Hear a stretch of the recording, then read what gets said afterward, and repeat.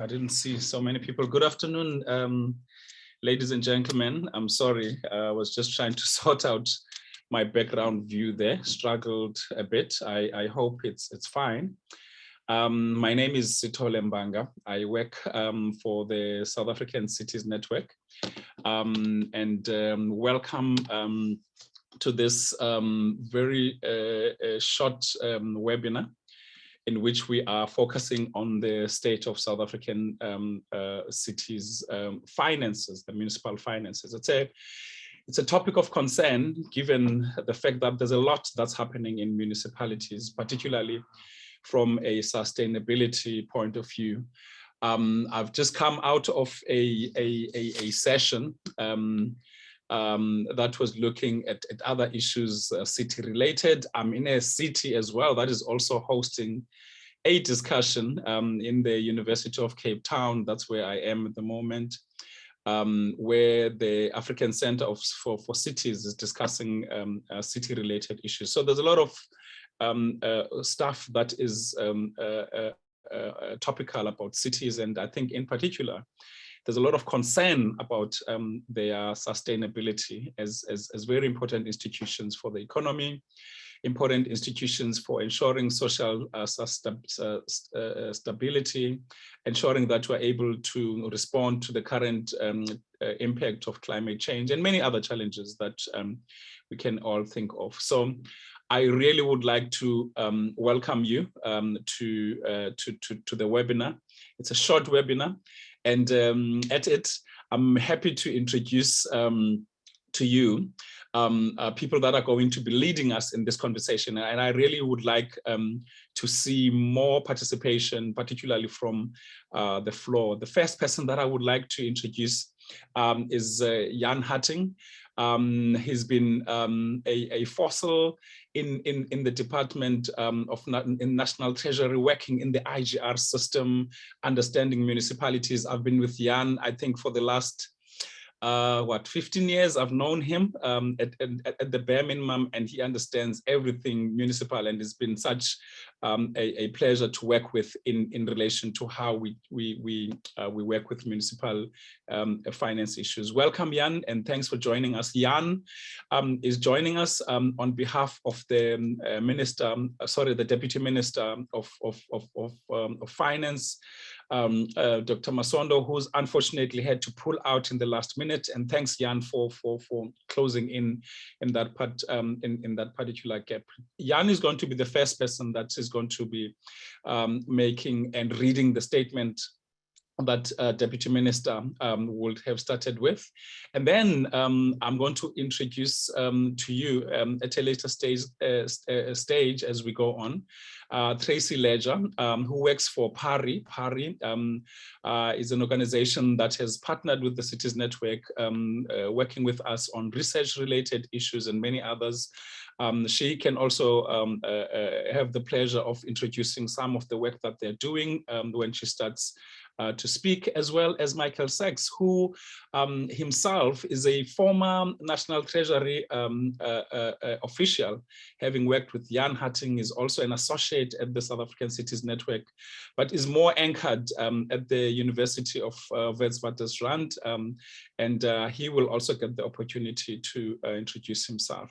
Last minute thing to say from my side is that last month we held the Urban Festival, and one of the platforms we had created at the Urban Festival was a discussion on the state of municipal finances through the eyes of cities, of course. And we felt that perhaps, we haven't given enough time to this particular discussion. And so we thought we haven't done justice to the discussion, and we thought let's arrange this particular seminar and use the seminar to then add to the discussion. So in a way, it's a discussion, but it's not only that. It's only about, we're looking for insights on exactly what needs to be done. So in our opinion, there is universal agreement that there is something wrong with municipal finances. There's something that needs to be fixed. And the question is, if there's something to be fixed, what needs to be done? and what must we be doing? At least in part, there has to be a conversation between government, civil society, to include business at it, because business is quite concerned with municipal finances, which is where their businesses are based, as well as innovators in the space. Hence, we've got both Michael and Tracy, and that's really the two things that we want to achieve. So at some point, we will also be calling for your innovation, and my colleagues in the Cities Network will also be encouraging you to put your comments on the chat room. With that being said, colleagues, we've got about 79 participants, which is a good number for 1 hour's powerful discussion. I would like to hand over to Jan, and Jan, over to you. We have already done some prep work on how we're gonna roll with this. So over to you, Jan. Thank you very much. Good afternoon, Project Director Setuli. Good afternoon, leadership of the cities, national provincial departments, SALGA, SACFARO, officials, and all present here today. I must say that the timing of a State of City report is good, given all the challenges that we are grappling with that negatively impact on municipal sustainability. As National Treasury, we welcome this report that is being launched by the South African City Network as it provides a critical reality check on the financial performance of our cities and echo the concerns that we have voiced arising from our analysis of the finances of cities and other municipalities more generally. In addition, we were consulted and provided a review of the draft analysis in finalizing this report, and the majority of the information utilized in this report is based on the data that from the National Treasury Local Government Database and Reporting System. The cities are reflected in this report are acknowledged as the engines of growth of our South African economy, and their performance, both financial and non-financial, are critical to economic recovery of our country owing to their significant historical and growing contribution to GDP and jobs. As government, we therefore need to position cities to lead in terms of implementing structural reforms, implementing necessary policy and regulatory reforms, implementing necessary financing reforms, and ensuring sound and acceptable financial management, strengthening and expanding revenue-raising mechanisms, and spatially targeting and integrating infrastructure in other public sector investments. Our commitment to local government over the past 10 years is undeniable. And as reflected in this report, the local government share of nationally raised revenue has grown steadily over the period, maybe not at the rate that many of our colleagues and partners supporting local government have advocated, but definitely on average more than the growth in nationally raised revenue as per the medium-term budget policy statement. National Treasury is focused on the facilitation and institutionalization of a number of financial management reform over the past years in order to improve municipal financial management and reporting, including introducing the Municipal Standard Chart of Accounts in 2017, the Municipal Finance Improvement Program, Municipal Recovery Services, and in the metro space, the City Support Program. However, despite the support provided and the reforms undertaken in collaboration with cities, the state of municipal finances remain a concern. Most of the municipalities, including the metros, do not have adequate cash and investments to pay current obligations. There is inadequate infrastructure investment and inadequate investment in maintenance and refurbishment. We all know that our city's big challenge is not the lack of funding, in our opinion, from a national government perspective, as it may be perceived. The institutional capacity challenges as a result of instability and vacancies is key positions or key compromises with regard to financial management in our cities. In other words, instability, not certainty, and at the management level.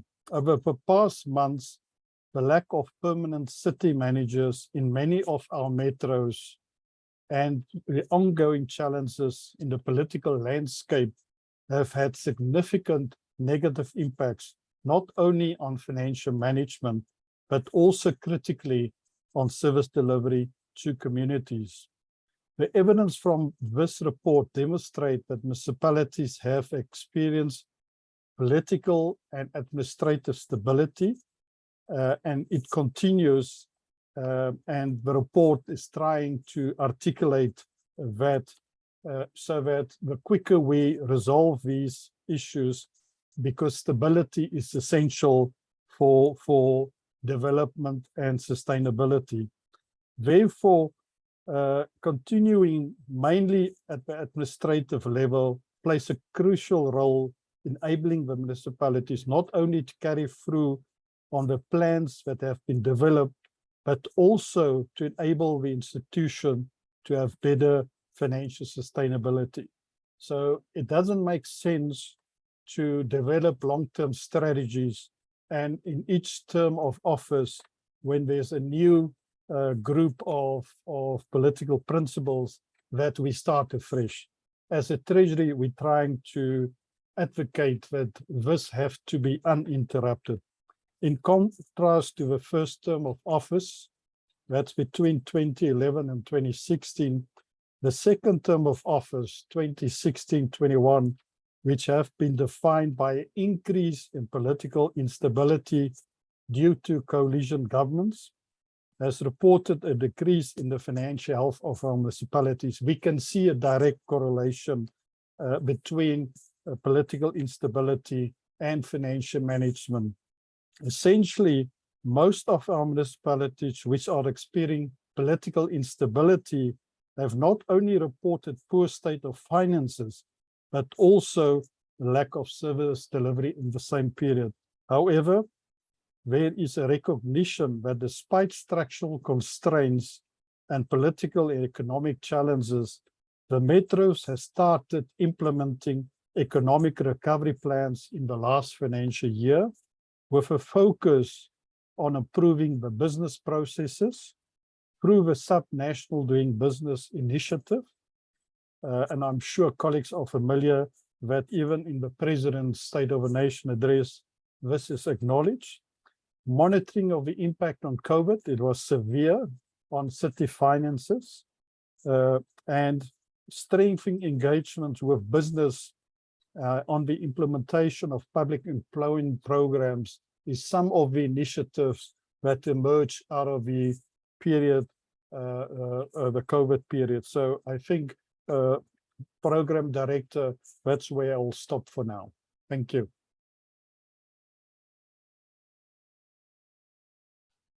Thanks very much, Jan.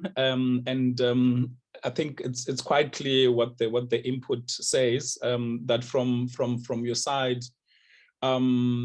political administrative interface and the instability that results as a result of poor relations between politics and the administration are a major contributor to some of the weaknesses that we're seeing in the financing of municipalities. Can I, at this point in time, colleagues, then introduce Tracy, as I indicated, from PARI, Tracy Ledger. She is the Director for Energy and Society Program. I mean, she can explain what that is very briefly. Tracy, if you are at liberty and want to say that. But before you start, on the chat room, Mulana has said that there's a problem with the volume. If that is still the case, Mulana, please just send us a similar message indicating whether that has been sorted or not. Otherwise, over to you, Tracy. Thank you. Thanks very much, and good afternoon and good evening, everyone. Just briefly, PARI, the Public Affairs Research Institute, which is affiliated with Wits University, is a research institute that looks at various aspects of the state. The energy program, which we've just renamed as the Energy Transition Program, has as its core focus making a contribution to a just energy transition in South Africa. We're looking a lot at issues around energy poverty and universal access to energy. So I think that's enough said about that. You can go and have a look at our website if you would like to know more about our work. I just wanted to highlight briefly from the State of City Finances report one issue which I think perhaps doesn't get enough attention in our discussions around the state of municipal finances, although those people who listen to me will know that I do go on about it a lot. And that is the issue of the affordability of tariffs for households. We all know, and National Treasury highlights this a lot, that effective revenue management and in fact making sure that everybody pays their bills is critical to the effective functioning of cities and finances. But I think we need to ask some hard questions about how affordable those municipal accounts are in terms of the poverty context of South Africa, and exactly how our indigent policies and free basic services policies are failing, particularly in Metro. So if you go and have a look at the State of the City Finances report, what you'll see there is that 53% of households that live in cities have a total monthly household income of 3,200 Rand or less, which means that a significant portion, somewhere between probably 40 and as much as 50% of households in cities are living at or below the food poverty line. And what that means is that these households, their total monthly income is not sufficient to buy a basic basket of food. So if they spend 10 Rand on municipal services, that is 10 Rand that comes out of their food budget. So the assumption is that these households are covered by the indigency policies and that they have access to free basic services, which is funded by National Treasury as part of the equitable share. And what we see is that the equitable share currently funds 10.9 million households to receive free basic services, but only 2.5 million households actually receive that. And in some of the metros, are the worst offenders in terms of not giving access to households to free basic services. The city of Joburg is a good example of that. Not even 10% of the households that are funded to receive free basic electricity in the national budget in the city of Joburg actually receive that benefit. So what we're having is we're having a very high percentage of very poor households that are in fact being expected to pay for all of their services. We have a look at the affordability of those services. So as I said, the State of City Finances report assumes that the poorest households are getting basic services, which they're not.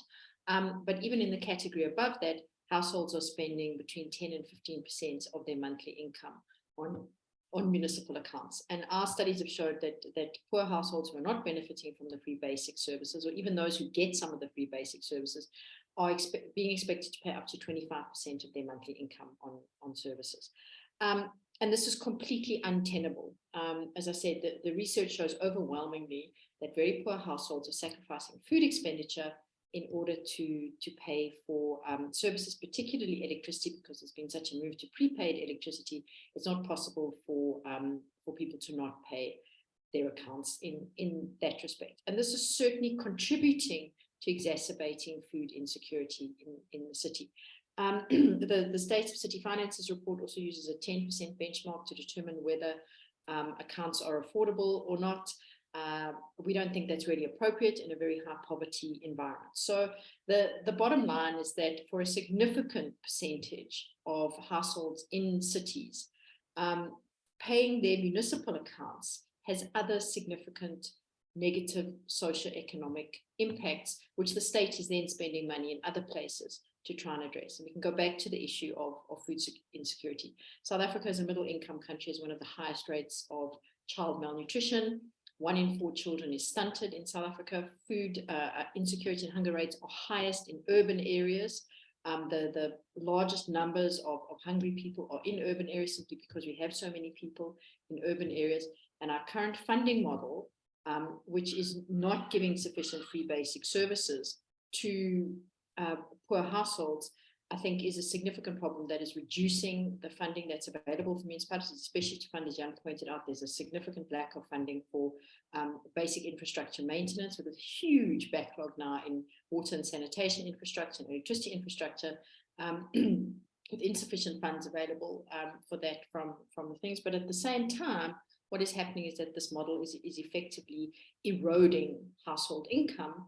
And in that way, it is achieving exactly the opposite effect of what developmental local government is supposed to be achieved. So when we look in the space, we think it's really important that we look at poverty and household poverty as an integral part of the local government financial framework, and that we understand that we need to have more subsidized free basic services in the system and make sure that those services are getting to households. I think let me stop at that point. Thank you.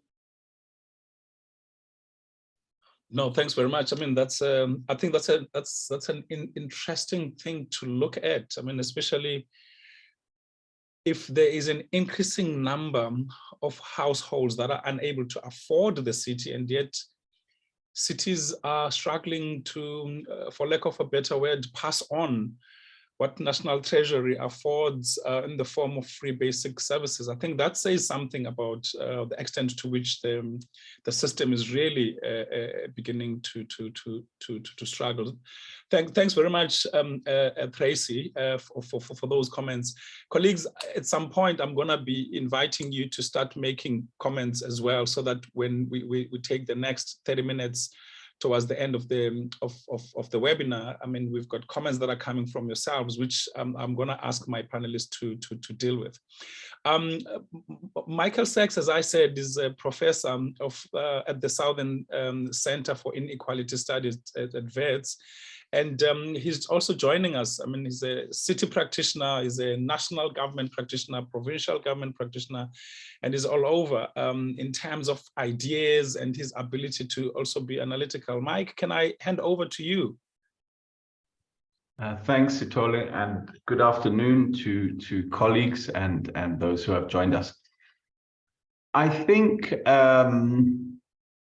often the problem with municipalities in general is cast as a problem of financial management, which is linked to problems of governance.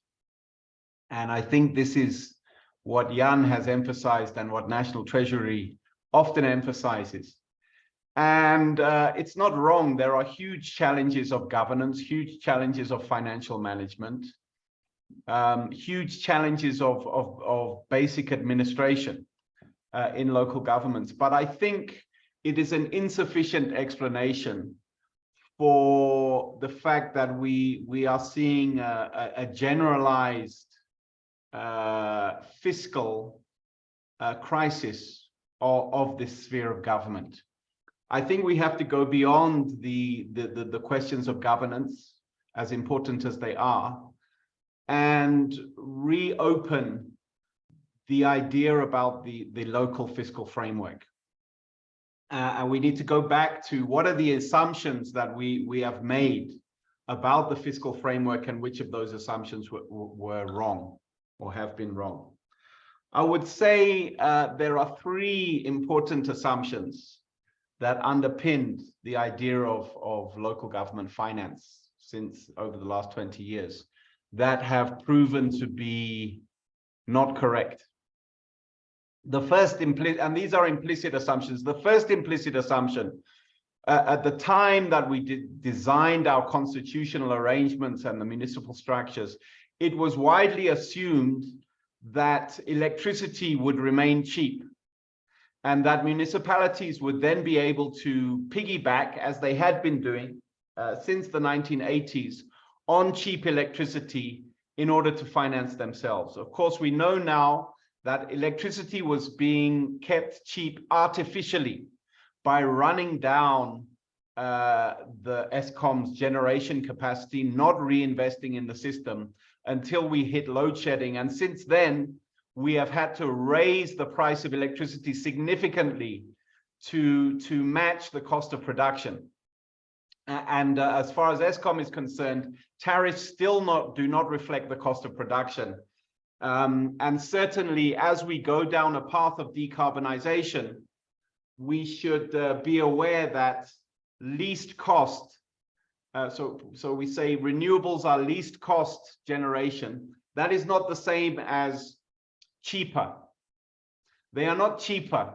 They are just less costly than the alternative. So tariffs will continue rising. So a major stream of revenue that was implicitly assumed underpinning the municipal framework has essentially disappeared. The second implicit assumption, which has not entirely been realized, is the assumption that while national and provincial governments have the responsibility to deliver decommodified public goods, in other words, services that are free at the point of delivery, and I'm talking about health, education, and policing. Local government is responsible for delivering commodified services, in the main electricity, water, sanitation, and others. And so it was assumed, so where you have a decommodified service, such as health or basic education or policing, the only way a government can finance such a, since you don't charge anything for the service, you have to finance it out of general taxation collected at the center. So it was assumed that what local government does is to deliver commodities, things that are sold to people. And the State of the Cities report contains ample information that there are huge gaps in this assumption that people are going to pay for the electricity and the water that they receive. So as cities have expanded and as new middle classes have grown, cities have not exercised sufficient fiscal effort to ensure that those who can afford can pay. So I think that's a major assumption. And as Tracy points out, now you have a major gap in revenue flows to cities. So this is not simply a question of improving financial management. This is a fundamental flaw in the design of the system. If people are not going to pay for water and electricity, and if it's going to be generally regarded as a decommodified sector, and I would suggest that political leadership at all levels prefers to see it as a decommodified sector. In fact, arguably, the whole system of of infrastructure financing we have reinforces this direction, because what it does is essentially finances the extension of infrastructure into communities that cannot afford to pay, but then does nothing to fill the hole that then emerges in the balance sheets or in the income statements of cities. So the third assumption that has proven not to have materialized was the general assumption that we were embarking on a process of growth and development that would increasingly integrate cities. Instead, we've had many decades, and in fact, for the last 2 decades of falling, or a decade of falling per capita income.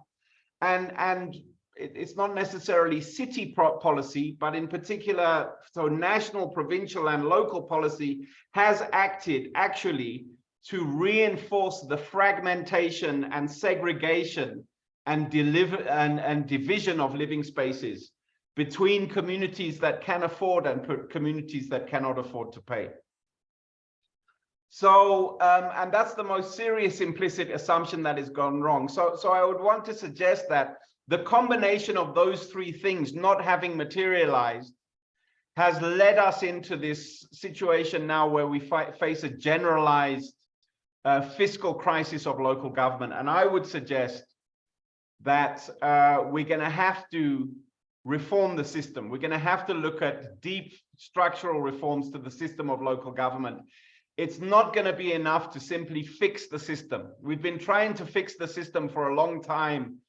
Interventions have been made, engineers have been deployed, task teams have been created, but the problem is getting worse and worse and worse. And we need to begin a discussion about whether it's not time for a new architecture for local government that really goes back to the drawing board, perhaps not in the cities, but probably to a large extent outside of the cities that would need to take place. So let me also stop there in the interest of debate and look forward to further discussion. Thanks very much, Michael, and thanks to Tracy and Jan as well.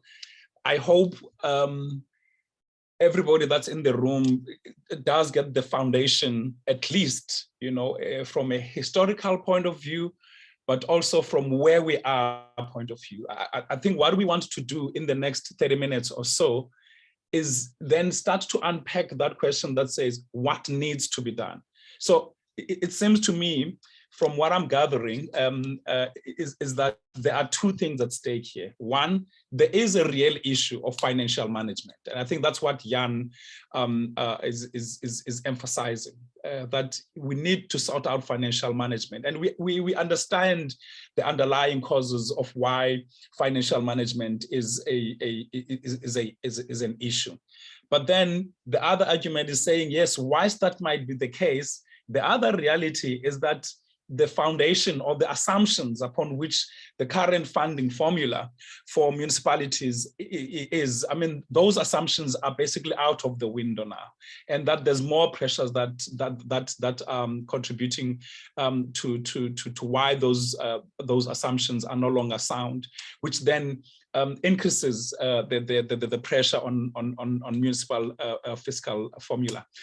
I've encouraged everybody in the room to start, throwing in some questions or comments that they want to take. And I'm going to also encourage Jan, Tracy, and Michael to look at it. The last one that I'm looking at was from Gosnati, but Gosnati, September, had said, thanks for arranging this relevant session. 2 questions, but actually he did not type his questions. And so I'm encouraging everybody. So what we're going to do is to just steal 3 minutes of your time, just to give you, whilst you are awaiting your thoughts, to then also give you a sense of where the history of the state of cities reporting, because it's not just one report.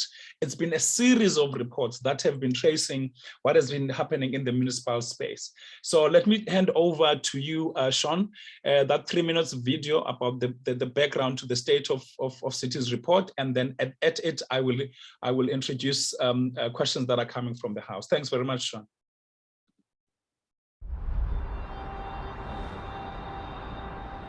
The State of City Finances report examines the finances of Johannesburg, Cape Town, eThekwini, Ekurhuleni, Tshwane, Nelson Mandela Bay, Buffalo City, Mangaung, and Msunduzi to determine their general well-being and assess their ability to deliver on developmental mandates. Achieving an effective balance between capital infrastructure investment and efficient operations and management are at the heart of the financial challenges facing cities. In short, cities need resources to become urban spaces that function well.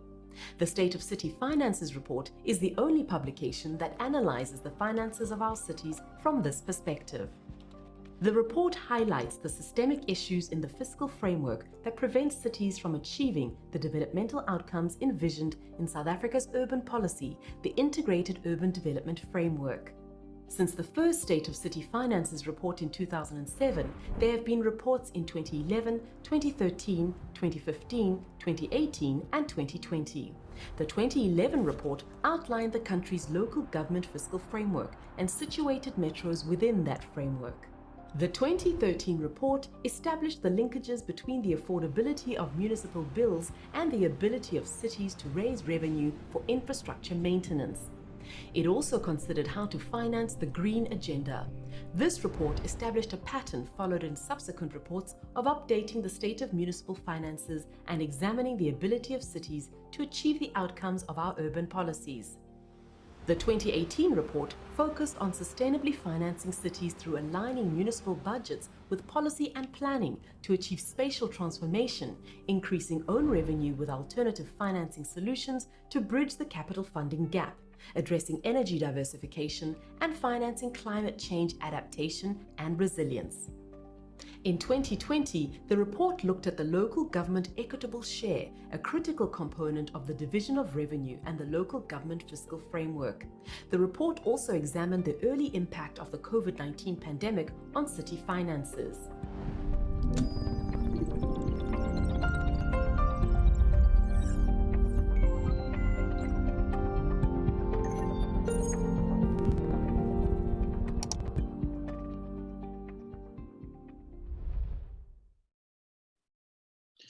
Thanks very much, Sean, for that video. Colleagues, Michael, Tracy, and Jan, if you go to the Q&A, you'll see that there's about 3 comments and perhaps questions as well that have been put on that chat room.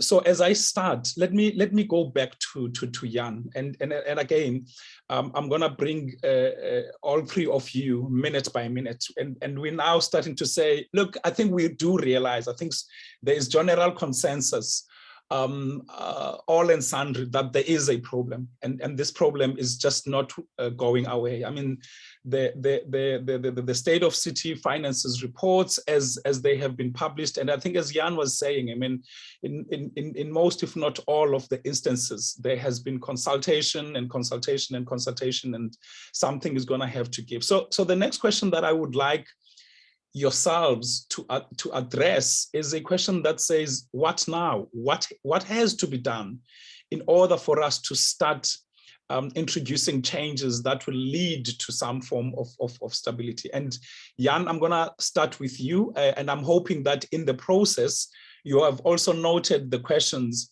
that have been put on the Q&A for you to respond to. So let me start with you, Jan. Over to you. Thanks, Tuli. So I'm going to try and respond to 3 or 4 of the issues. Yeah. I think I'm going to keep my video on just so that aesthetically as well, the panelists can also see and the participants. Thanks, Jan. All right, no, thanks. So I think the first point I want to share with the colleagues with us is the fiscal system, or the fiscal framework, is designed based on powers and functions. So that derives from the Constitution, and I'm sure the colleagues is aware there is a powers and function discussion that's outstanding for a long time. So it makes it increasingly difficult for the Treasury to redesign a fiscal system if there's elements of the powers and function policy debate outstanding.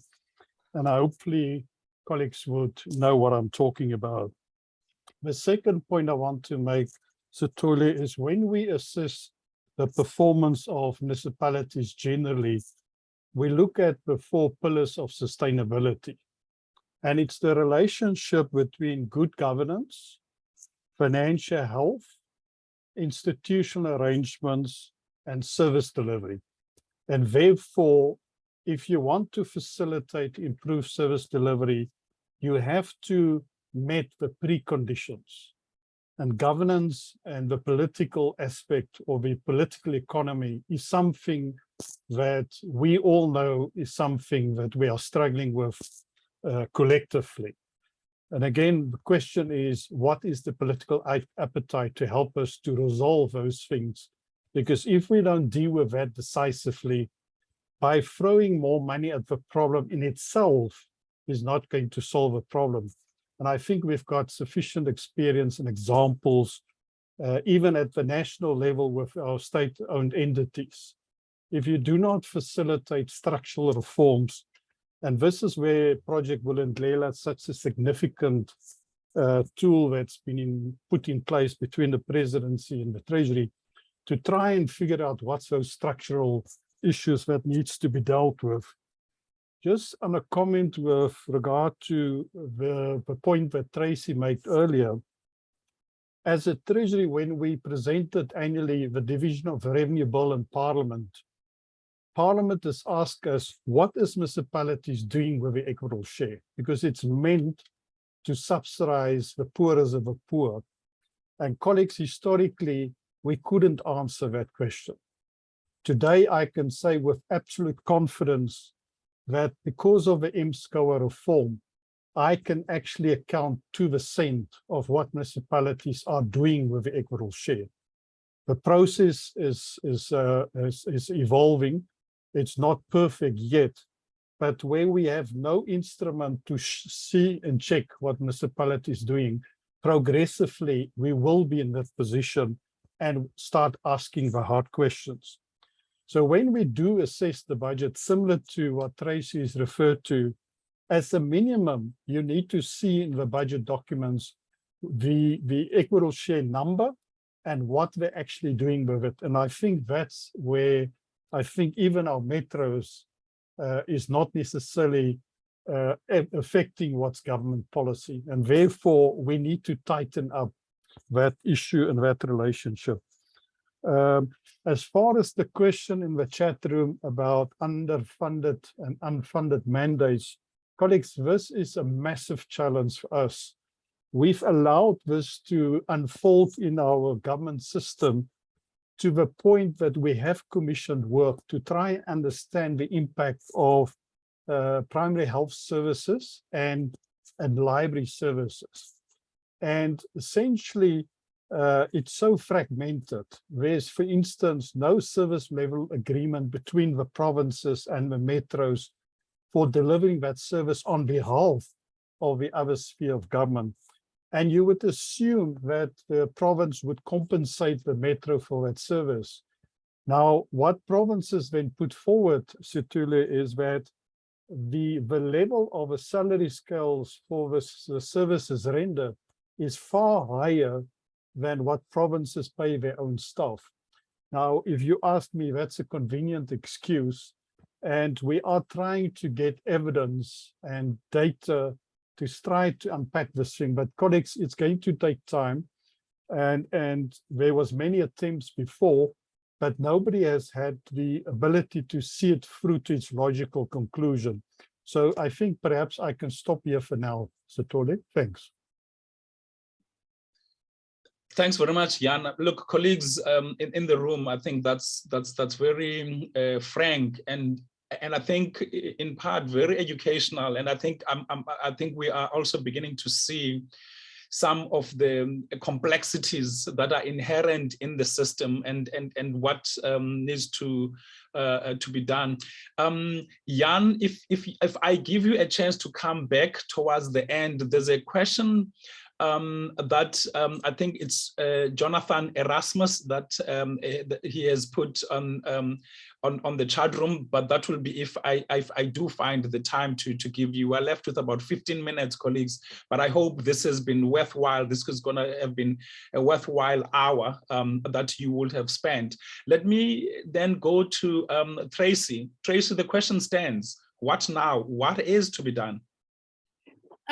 Look, I mean, I agree completely. And the assumption here is that there is consensus. I don't think we are disagreeing with what I agree with Michael. I agree with Michael that we need to relook the local government fiscal framework because the assumptions that were made haven't played out, which is not unexpected. And one of the additional assumptions I would add to that is that there was not going to be any conflict between tariffs that were sufficiently high to fund local government and tariffs that households could afford. And quite clearly, for all of the reasons Michael has outlined, this has not been the case. So we've got this fairly iniquitous position where we supposedly are a transformational developmental state, but one part of that state, in order to operate as it's supposed to operate, in fact, has to contribute to increasing inequality and poverty.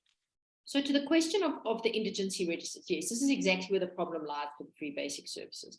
So you can only get the free basic services if you're registered on your municipality's indigent register. But there is no oversight or guidelines for these. Essentially, municipalities can have any criteria for being on the indigent register as they like. And what we've seen is that every year, even though poverty levels increase, the number of households that are on the indigent registers decreases. And that is because this funding is part of the equitable share. If you magically only have like 10,000 indigent households instead of the accurate figure of 2 million, you can divert the additional revenue to that funding to revenue. Now, I think it's important to point out that this is not happening because city management is sitting around and thinking evil thoughts about how to develop the basic services. Essentially, what they're saying is that we can barely afford to operate. If we didn't take this funding into general revenue, things would be even worse and tariffs would be even higher for everyone, and that would prejudice poor people. But the bottom line is that this diversion of funding into general revenue, which is necessary often to try and end up with a funded budget, is essentially a tax on the poorest households. And the only way to address that is to relook at the rest of the local government fiscal framework and what needs to be done. So I think as a matter of urgency, I completely agree with Michael. We at some point we have to say it can't be just like fixed. We need a new framework. And every month that we go past pretending that we can fix it, we are supporting a system that is inadvertently driving increases in inequality and poverty and undermining almost the entire rest of the development agenda of the state. So that would be my take on it. Okay, thanks very much, Tracy. Michael, you wanna come back as well? Pick up some of the questions that are in the Q&A. Well, yeah, I saw, for instance, Kaya Ngema was asking about the model of wall-to-wall municipalities. And of course, the whole issue of taxation and revenue collection is fundamentally linked to democratic representation, or often is. I always say the American Revolution is the only revolution in history that was fought under a slogan about tax. And it was no taxation without representation. Now, if local governments are unable to tax, if there is no tax base, then we need to ask, does it make sense to have wall-to-wall representative councils, democratic councils overseeing local government? And that's why I think we do need to go back to the Constitution. The first line in the Constitution, in the chapter on local government, is essentially saying that we must have wall-to-wall municipalities covering the entire territory of the Republic. And that's one of the issues we do need to consider. I wanted to raise a slightly or a different perspective on the problem and offer a criticism of the State of Cities report, but I think which reflects Dana will welcome that. A criticism that reflects generally how we look at local government finances, not only in the State of the Cities report, but generally, which I think is a problem. And I would illustrate it like this. At national, government would never include Eskom's revenue as part of government's revenue. Because the reason that wouldn't make any sense is because whatever revenue that Eskom is getting, it has to pay for something. It has to pay for electricity generation and the other things there. So to call that tariff revenue that Eskom gets free revenue of government that can be allocated anywhere wouldn't make sense. But this is exactly what we do at the local government level. And you see the way the State of the Cities report is structured, we add up the various revenue sources, operating revenues, as though those revenues are the same thing. And then we then move over to the spending side, operating spending, and we see how much is operational spending across the whole gamut of services and powers and functions. And then we see, is there a surplus? And if you have a surplus, supposedly you can finance your capital budget. To me, that is entirely the wrong way to think about municipal finances. And what I've never seen is how much cash do you collect from selling electricity? How much do you have to pay for the bulk electricity supply? what is the maintenance requirement on that electricity system? And if there's a surplus that then comes out, that's good and we can redistribute it. The problem that arises from not thinking about municipal finances in this way is that we cannot see what's going on. There's no picture that I have seen that shows in a city how much of the cost of electricity for the poor is being subsidized by the increasing block tariff imposed by the rich. That should be a kind of standard calculation that comes out of the books every year. And then you can say, well, the cross subsidy can achieve so much, but it's insufficient. And whatever is left over needs to be covered by tax-based finance, whether that's the equitable share. But the last point I want to make is that whenever we discuss increasing tax-financed spending at local government, we always assume that that means that national government has to raise the taxes.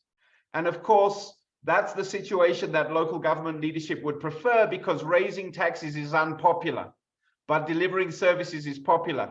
But what we have now, because we have this kind of mixture of financial flows, we have a ridiculous situation, for instance, where the city with the largest concentration of wealth in the country, namely Cape Town, has the lowest rates, has the lowest municipal taxes in the country.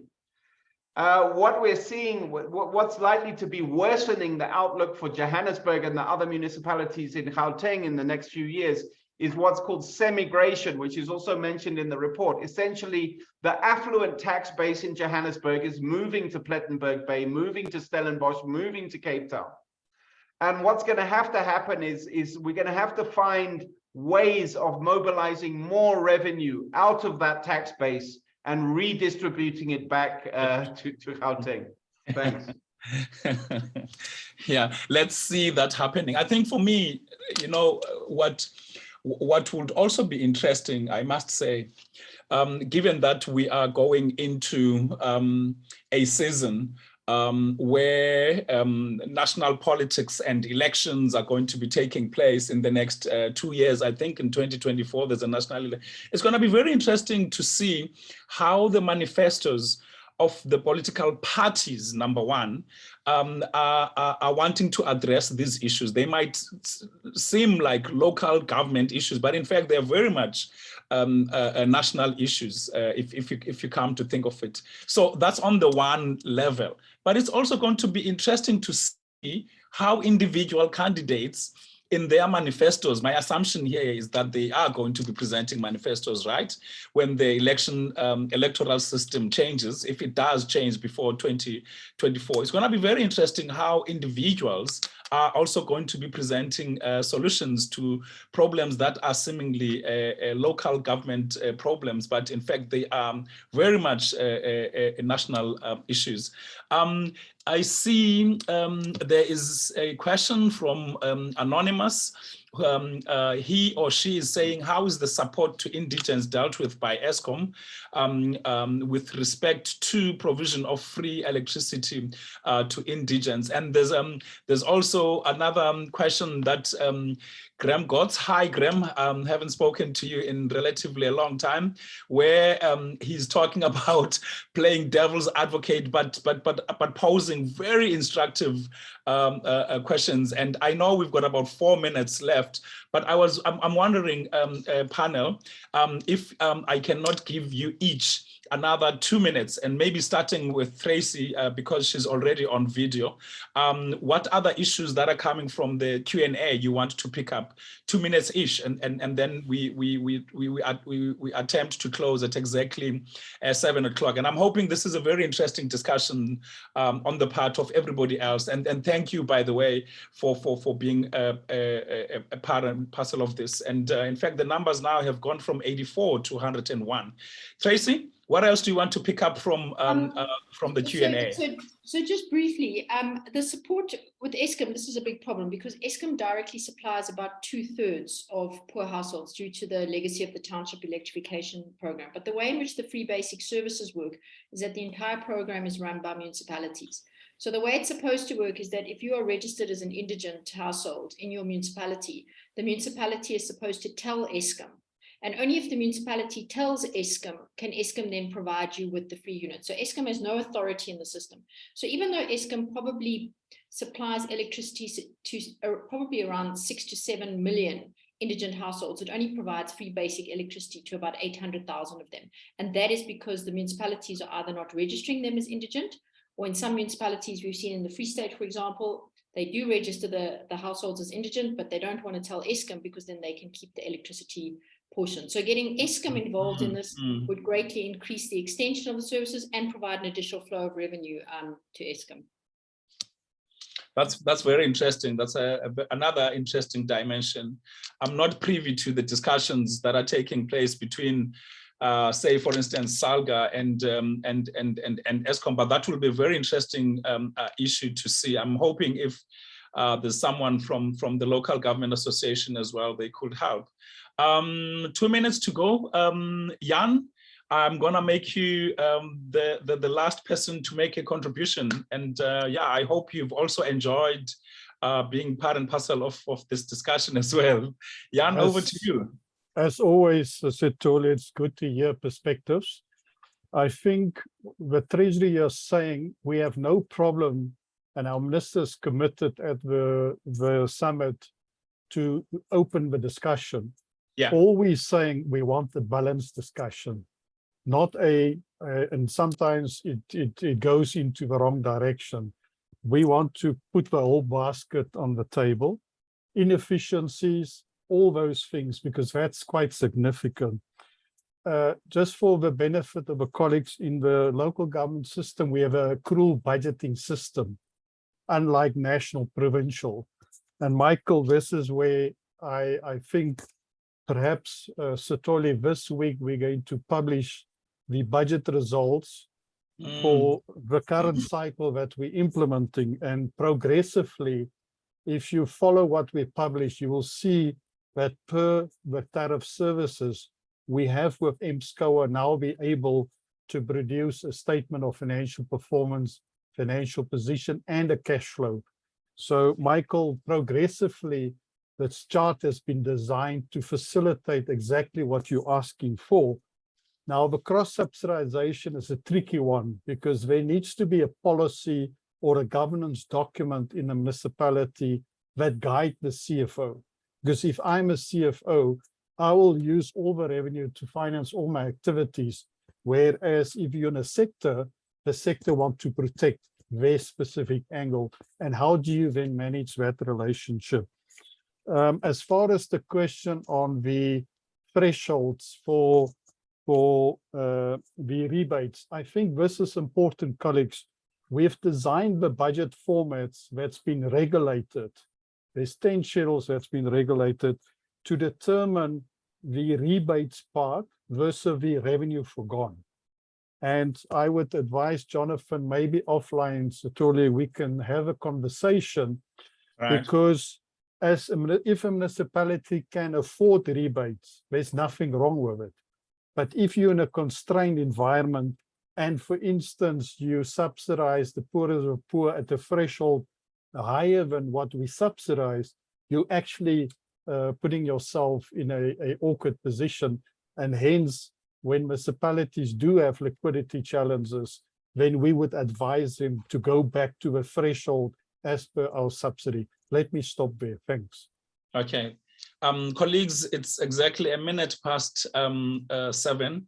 And I know I have been given clear instructions that we should be, the train that leaves the station on time also arrives at the next station on time. So I'm not going to be allowed to continue with the discussion, however interesting it is. And at this stage, I would like to thank all of you, all 110 people that had joined us on this webinar, hoping that it was just like impactful, very educational, and ideas that were shared here. We will practicalize them in one way or the other, Jan. I think we should be able to find a way constituting a discussion that will be a balanced discussion. Thank you very much to everybody for having attended. There's a lot of thought to ponder that you can do. Thanks very much, and thanks for your questions as well. Hope you enjoyed it. Thanks very much, Danga and Sean, for organizing behind this.